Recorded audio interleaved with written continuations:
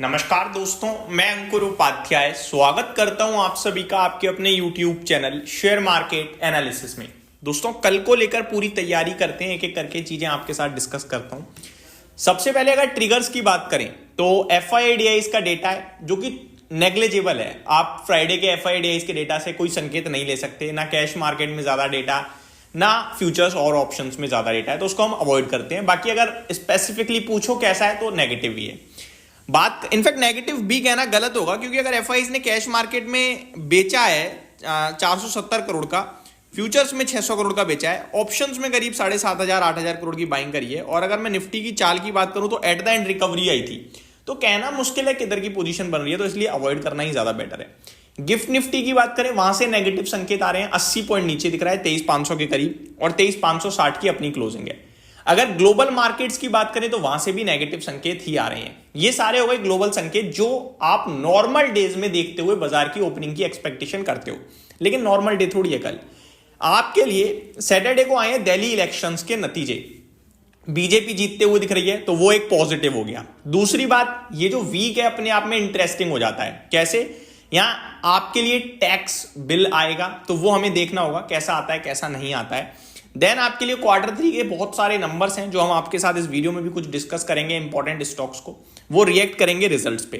अब लाइन से एक एक करके चीजों को कवर करते हैं। सबसे पहले ट्रंप टैरिफ, ये लाइमलाइट है दोस्तों कल की। कल और परसों में से किसी भी दिन ट्रंप साहब टैरिफ अनाउंस कर सकते हैं।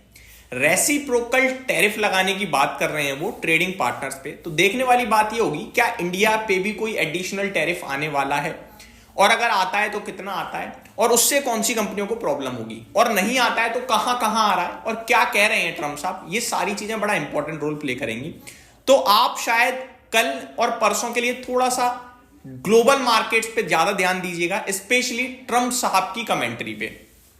इलेक्शंस की बात करें तो बीजेपी जीतते हुए दिखी है दोस्तों।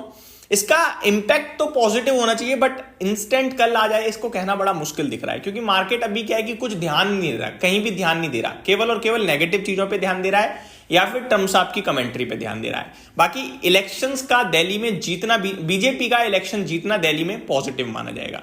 टैक्स बिल की बात करें तो आने देते हैं, फिर डिटेल में देखेंगे कैसा है कैसा नहीं है। बाकी कमेंट्री अभी तक यही आ रही है कि टैक्स बिल में कुछ एडिशनल शॉक नहीं आने वाला है, तो ये अच्छी बात है।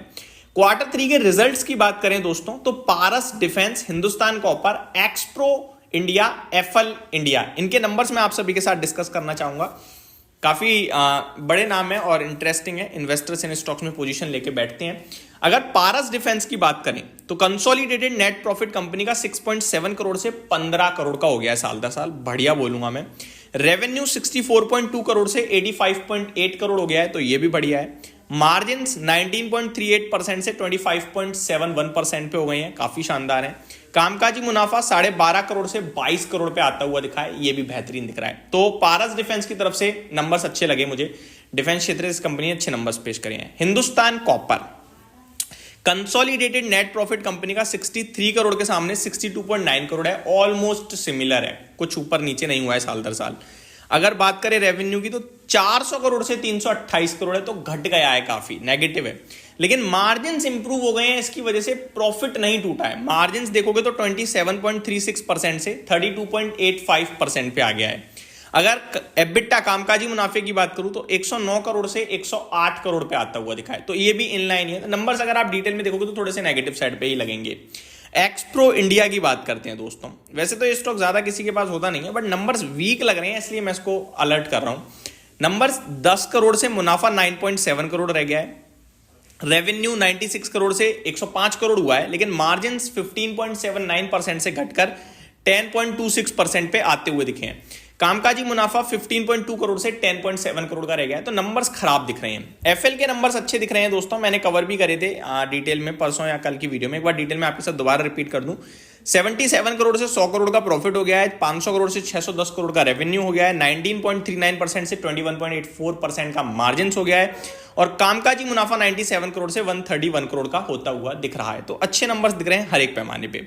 आगे बढ़ते हैं दोस्तों, कुछ स्टॉक्स जिनको ऑर्डर्स मिलते हुए दिख रहे हैं या फिर खबरों के दम पर एक्शन में रह सकते हैं, उनके बारे में आपके साथ डिस्कस करता हूं। IRCON international company wins order worth rupees 194.46 crore. तो 195 करोड़ का रेलवे से इन्हें ऑर्डर मिलता हुआ दिख रहा है सेंट्रल रेलवे से for supply installation and commissioning of 665 towers of for कवच विद इन 14 मंथ्स। तो 14 महीने में ये 200 करोड़ के समथिंग का ऑर्डर कंप्लीट भी करना है इरकॉन इंटरनेशनल को। भारत इलेक्ट्रॉनिक्स को भी 962 करोड़ का ऑर्डर मिलता हुआ दिखा है इंडियन नेवी की तरफ से। वेस्टर्न कैरियर्स को भी 1090 करोड़ के करीब का ऑर्डर मिला है वेदांता से for railway transportation and logistic services for 4 years, 4 साल के लिए। ये सिप्ला के लिए अलर्ट है दोस्तों, क्योंकि सिप्ला को कंपनी की सिप्ला जो कंपनी है उनके बेंगलुरु जो फैसिलिटी है उस पर VAI यानी वॉलंटरी एक्शन इंडिकेटेड ये कहीं ना कहीं आता हुआ दिखा है US FDA की नॉर्मल रूटीन चेकअप में। तो ये थोड़ा सा अलर्ट मैं करूंगा।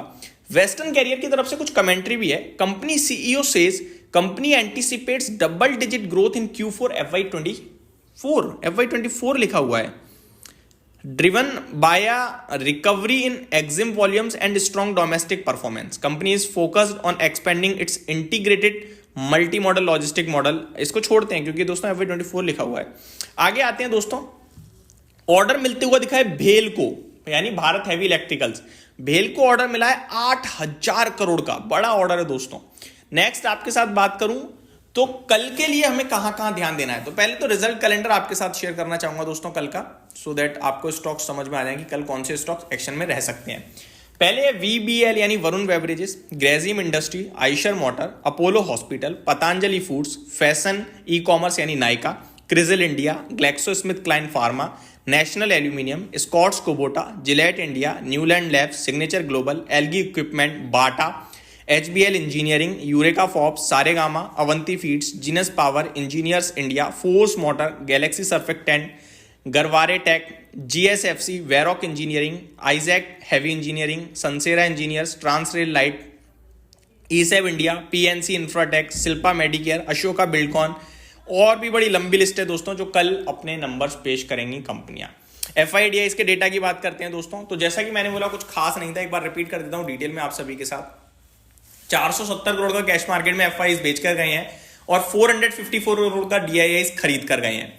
FIs के फ्यूचर्स की बात करें तो 600 करोड़ की सेलिंग करी है इन्होंने और ऑप्शंस में 7869 करोड़ की बाइंग करते हुए दिखे हैं। तो नेग्लिजिबल डेटा है, कुछ खास है नहीं जहां तक मेरे को समझ में आ रहा है। गिफ्ट निफ्टी की बात करें तो 80 पॉइंट नीचे ट्रेड करता हुआ दिख रहा है इस समय, तो वहां से भी कोई खास मतलब संकेत आ नहीं रहे हैं पॉजिटिव साइड पे। अगर आप लेना चाहो तो नेगेटिव जरूर मिल जाएगा। निफ्टी के लेवल्स की बात करें तो अभी हम कंटिन्यू 4 दिनों से 23,500 के ऊपर बंद हो रहे हैं। 23,500 के नीचे क्लोजिंग आती है तो थोड़ा सा नेगेटिव होगा और अगर ऊपर ही बने रहते हैं तो अच्छी बात है। यही समाप्त करते हैं इस वीडियो को। Thank you so much for watching this video. Good night guys.